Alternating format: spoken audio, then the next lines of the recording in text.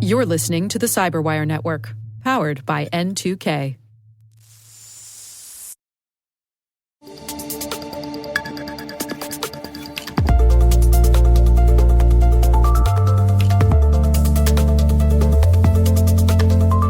Welcome to CyberWire-X, where we unpack the critical conversations shaping cybersecurity today. I'm Dave Bittner. In this sponsored episode, we're diving into the world of purple teaming, where offense meets defense to strengthen enterprise security. At the heart of this strategy are red and blue teams. One simulates real-world attacks, the other defends against them. But the real magic happens when they team up. Joining us today are two leaders from Adobe's security organization, Justin Teplitsky, Director of Red Team, and Ivan Koshkin, Senior Detection Engineer. They'll share how Adobe's red and blue teams collaborate every day, not just to test and defend, but to learn, adapt, and outpace evolving threats.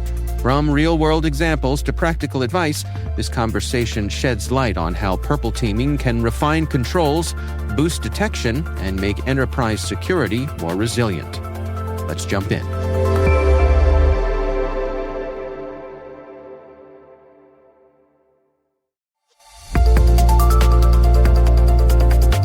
Well, to kick things off, I'd really love each of you to introduce yourselves and your roles at Adobe and how you came to be a part of this red and blue collaboration. Ivan, will you start for us, please? Yeah, so I've been working at Adobe for the last almost 4 years now, and started within the kind of standard SOC development team, doing a lot of triage, kind of transitioned into more of a detection engineer role. And over time, as we're maturing that program, kind of a natural evolution of the whole process is trying to collaborate more with adversary emulation teams, especially the red team. So over time, we've kind of developed a relationship and identified how to improve our collaboration, and it's grown into something that's become very fruitful. Justin, how about you? Yeah, so I joined Adobe in 2021 with the intention of building the red team from the ground up. So previous to that, I had been at Intuit and had the opportunity to be one of the first red teamers there.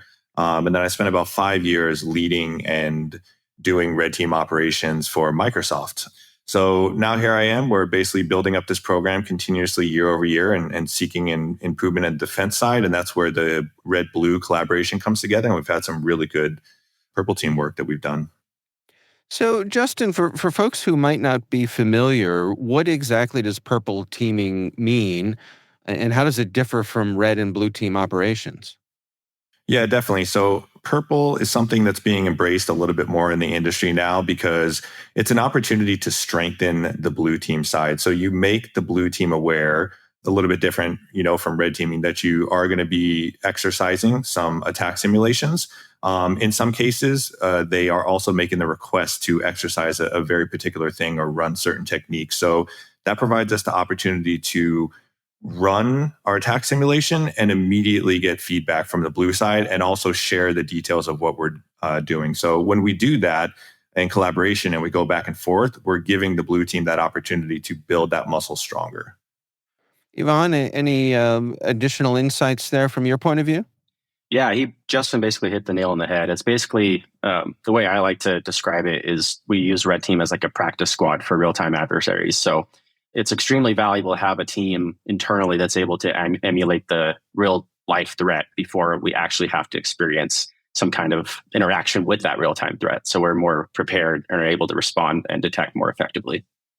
Well, Ivan, tell me, how do your teams at Adobe collaborate day to day? Is this more like an ongoing partnership, or is this a series of planned engagements? Yeah, definitely. So it's a continual partnership. It's actually both of those, really. So Red Team has kind of and Justin will go into more detail on this, though they have a continuous onset of engagements that they go through. And as they go through those engagements, they collaborate with our team on the blue side to ensure that we're tracking what they're doing, how effective our detection is, how effective our response is. They're measuring a bunch of different things that we're doing on our end. And at the same time, we're taking their emulation and basically adjusting how we're doing our operations to improve them, using those operations as basically, like I was saying, like the practice to the real thing. So it's a continuous thing. We have regular meetings and collaborations that we work with together to make sure that we're all on the same page and we're tracking what each other's team is doing. Justin, can you add to that? Yeah, so the comparison that he said about the practice squad is actually a truly good comparison because similar to in sports where there's a practice squad, they are trying to run through all of their plays and ensure that there's lessons that they learn not on game day, but when they're in practice, right? So if they're able to strengthen up the plays, learn where there's weaknesses, and determine how they can effectively execute the play and reach the objective that they want, that when there is actually a real game day, or in cybersecurity, when there's an actual incident, they're not spending that time, that extra time learning those lessons. They are just executing effectively and reaching their goal, and then, getting that touchdown or home run or whatever it is they're trying to achieve. Yeah, that's practice like you play, right? Practice like you play. Yes, definitely a great quote. I'm going to hold on to that one. Okay. So, Justin, can you walk us through an example, like a real world Purple Team scenario at Adobe that helped you all improve your security posture? Yeah, I'll give you a specific example. So sometimes we will choose some particular asset that we, find valuable and that we would like to protect, and we will determine if we can make some kind of attack path towards reaching that asset. So what we'll do is we'll go and we'll plan out an attack path, and we'll have conversations with the blue team ahead of time to determine if there's any particular things that we want to test. And they will also, give us sometimes some parameters and limited feedback to help us go execute that. Then we'll go execute our attack path and determine to walk step by step through an attack path that would normally be pulled off by a real attacker. So we're using attack techniques that are used by real attackers, and those are being tracked in the wild, and also those are being tracked by threat intel. And then we'll go forth and we'll execute that. So once we complete that, or step by step, depending on how we want to do it, we end up learning a lot about where we can, harden things in the steps so that, it makes it more difficult to reach that asset, and where detections need to be added so that we can get as early of an alarm as possible if an actual adversary is attempting to do that same attack chain. And Yvonne, what does that look like from your team's point of view? Yeah, so from our team's point of view, kind of the flip side of that coin is we're looking for any detections that fire during the red team's operation, or at least the SOC/operations team is looking for that behavior. And as we identify that behavior, we're doing deconflictions to ensure that red team is being captured. What did we miss as they perform their operations? And we're taking notes from the detection engineering side along this whole path to ensure that we are basically doing the lessons learned following that operation to better detect those attack chains like Justin mentioned in the future. So there's a lot that goes into it when we actually break it down, because they submit a lot of requests into our queue to basically improve detections and things on the blue side. And the operations last, sometimes months on end. So that entire time we're working together and making sure that we can improve our detection capabilities and response capabilities. What kinds of tools or platforms or environments do you all use to simulate these threats and test out the defenses? Yeah, so for us, we have a completely custom tool chain. So we have custom exploits that we build. Obviously, we spend a lot of time researching Adobe products. And then also we have a command and control framework that we've built from the ground up so that we can execute safely and ethically within the environment and be able to do the exercises that are going to emulate and simulate the attackers to the best of our ability. We also have post-exploitation modules that are developed from the ground up, and having all three of those things and additional tools is what makes us have a completely custom attack tool chain. Red and blue teams don't always see eye to eye. Has there ever been any tension that you all have had to deal with when goals or priorities conflict? How do you come at that, as leaders yourselves, to make sure, everybody gets to the same end goal? Yeah, I could touch on that a little bit. There's definitely conflicting priorities sometimes, and that's kind of the maturation process that we go through as we're developing both sides of the red and blue side teams.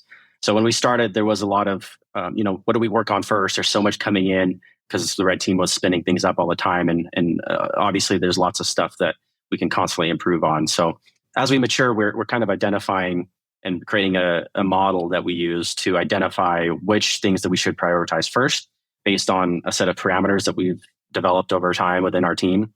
And I think Red Team also has a similar thing, and Justin, you speak to that, where they've kind of developed a model to identify what things we should prioritize to emulate within Adobe's environment. Yeah, Justin?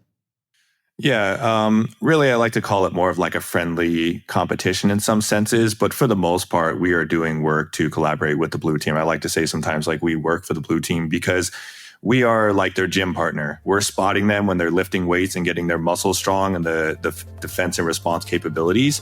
So it creates an opportunity for us to really spend most of our time strengthening them.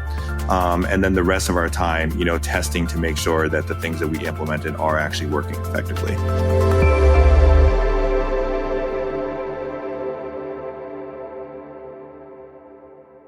We'll be right back.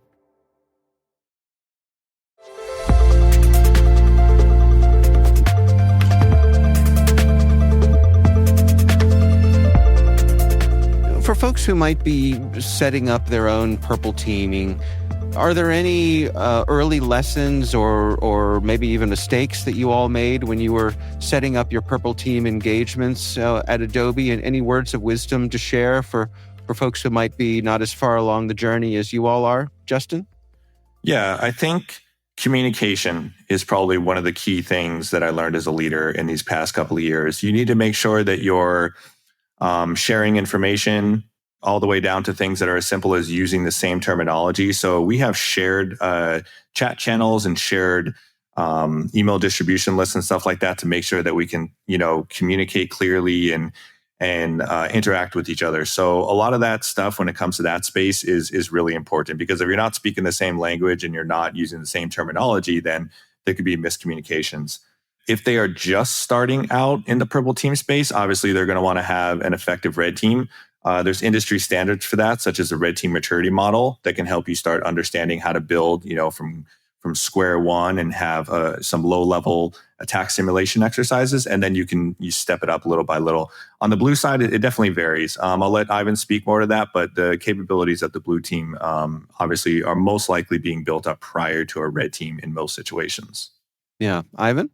Yeah, so Justin made a great point about the communication side of things. That's something that we definitely improved over the years. Exactly as you mentioned, not lots of channels, but specific channels that we use to keep each other up to date, make sure everything critical is communicated and feedback is shared, I think is critical.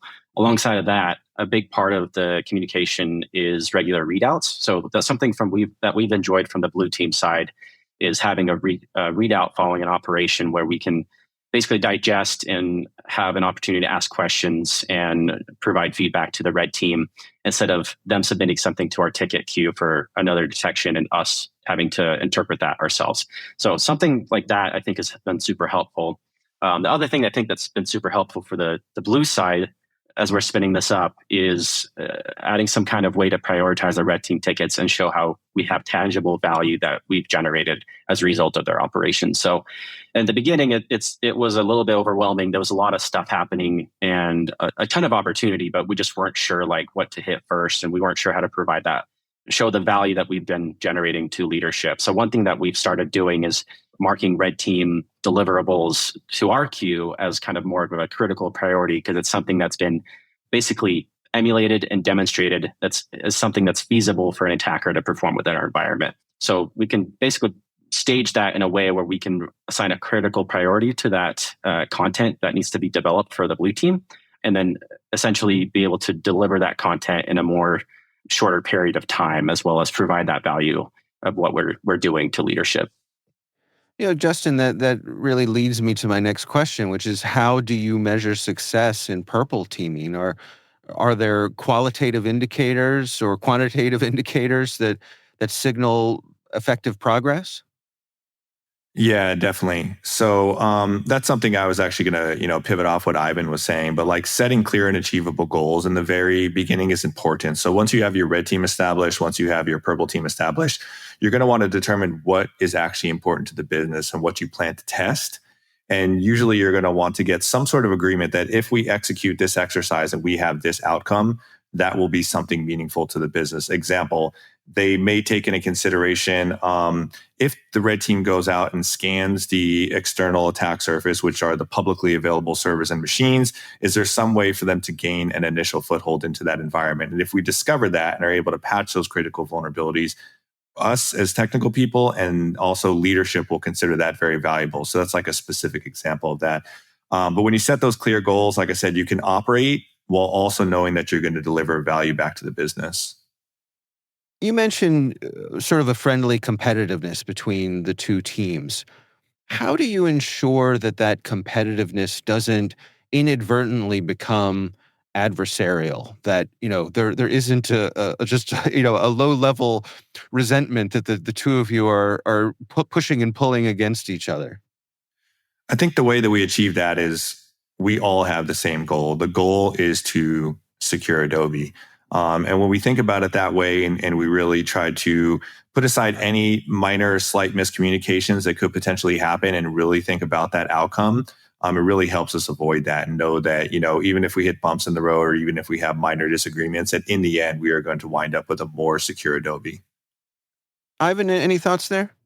Yeah, and I think I could speak for a lot of blue teams in general where, we've all experienced like pen tests or some kind of emulations where it's it's made our job a little bit more difficult, right? But the way that we kind of look at it at Adobe is, yeah, like Justin said, we're all on the same team. And not only is Red Team making our jobs easier because we can easier identify the actual adversaries once they perform their emulations, but it's also providing us a ton of collaboration opportunity where we can display, how are we extending our efforts across different teams and organizations and breaking down silos at Adobe. That's a really interesting insight. Yeah, I'm curious, for companies who are new to purple teaming, what's your advice on how they should begin? What are some foundational practices or approaches that you all have found to be valuable in your own journeys? Let me start with you, Ivan. Yeah, so as far as what I've experienced in the past with working with adversary emulation and pen testing teams is I think something that we've improved upon the traditional framework of that at Adobe is I think some things that we've already kind of mentioned is having that collaborative spirit between the red and blue teams, I think is essential, and not looking at the other team as kind of like an adversary, but more of like a practice squad. Like you're both on the same team. This is just a separate part of the team and it's helping you practice against the actual adversary. So I think it's a kind of a mindset shift at the core that you have to instill within your blue team organization. But once you kind of start collaborating with the red team and understanding that their goal is the same as yours, which is protecting the organization, you kind of develop that rapport, and eventually it's really natural to collaborate with red as well as any other blue teams. Yeah, you're all making each other stronger. Exactly. Yeah. Justin, your thoughts there? Yeah, if somebody is just starting a purple team program, obviously you're going to want to have your blue team already strongly established, depending on the size of that.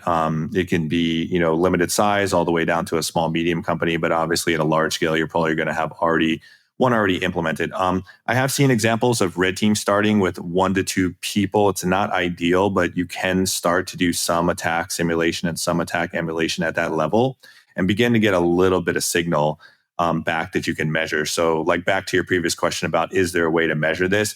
Yeah, I definitely think there is. I am developing some red team metrics that I consider to be simple and effective in communicating to the business. And they can also be introduced very early on so that you can get a bit of a clear measurement of how effective your exercises are and what business outcomes you're having.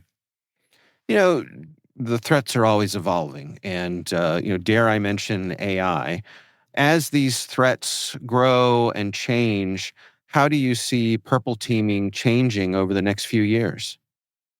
Yeah, it's definitely an interesting capability that has been introduced to red teams. And obviously, if it's been introduced to red teams, it's been introduced to real adversaries. And that is the use of AI. I have a term that I say, which is like accelerated attack chain, where you take information in very rapidly from inside the business to push an attack chain forward, because that's not the particular section of it that you're most interested in. So you're just going to push that part forward. With AI, every step can be accelerated. So what took a long time before is now becoming a lot shorter of a process. Example, I recently read an article about how somebody was able to develop a full proof of concept exploit before any exploit came out, before any details about the bug came out, and they were able to do it rapidly in like under 4 hours. So it's definitely going to change the landscape. So if one word could describe that, it's speed. The attackers are going to get much faster, and that means that the response capabilities are going to have to get faster and most likely leverage AI themselves. What's your outlook, Ivan? Yeah, I think just to piggyback off Justin's answer is the best way I could describe it is it's a force multiplier. So as we're trying to adapt to attackers using these newer tools and capabilities, it's kind of a parallel approach. So not only are attackers improving their capabilities and they're becoming faster and more effective at executing on their objectives, the blue team has to match that, right? So we have to be as aggressive as possible to match those capabilities on our end too. So I think in the future, you're going to see, especially detection engineering, which is a relatively new discipline, a lot of our maturation models are going to be matching, implementing these AI capabilities to force multiply what we're capable of doing. Stepping up to a higher level, I'm sure there are some folks in our audience who look at the two of you and find inspiration that you have these interesting positions at a very well-known and high-level respected organization. Any words of wisdom or tips to folks who are just coming up in the industry and see the kinds of things that you all are doing as inspirational or perhaps a future goal for themselves? Ivan? Yeah. I mean, personally, I don't think I'm doing anything special. It's really just a matter of, you find something you're interested in and go all in on it. So I think curiosity is kind of your best friend. So if something that you kind of dabble in, whether you're working in a SOC, if you're starting out in security engineering, interact with a few other disciplines within your organization and see what they're up to. And if something looks interesting, spend some time investigating on it, jump on a 5-minute call with them and see what they're up to. And I think having that interaction with external teams kind of helps you develop more knowledge with how overall as a security organization you should function and what other disciplines you should be implementing into your workflows. How about you, Justin? Yeah, I would say at this point in cybersecurity, it's starting to mature and there's a lot of depth in each individual piece of it. So I would say probably specialize at this point, really narrow in on what you're trying to what career you're trying to have. And I always say, I said this in a previous Adobe-based blog post, but find the job that looks exciting and interesting to you and kind of reverse engineer the expectations and responsibilities of that job to determine what you should spend time on. That leads into, I think, hands-on is one of the best approaches. Really, it's a very hands-on job. So like you're not going to be able to get everything you need to do to perform the job just by reading or just by collecting information. You're really going to need to spend that time, like Ivan said, tinkering and playing around with the technology so you're comfortable with it. And that is a wrap on this edition of CyberWire-X. A big thanks to Justin Teplitsky and Ivan Koshkin for taking us behind the scenes of Adobe's purple teaming efforts. Their insights highlight the power of collaboration, where offensive creativity meets defensive depth to create smarter, faster, and more resilient security strategies. If you're thinking about building or leveling up your own purple teaming program, take a cue from Adobe. Start with trust, align goals, and make learning a shared mission. Thanks for listening. Don't forget to follow, rate, and share if you found this episode helpful. We'll catch up with you next time. I'm Dave Bittner. Thanks for listening.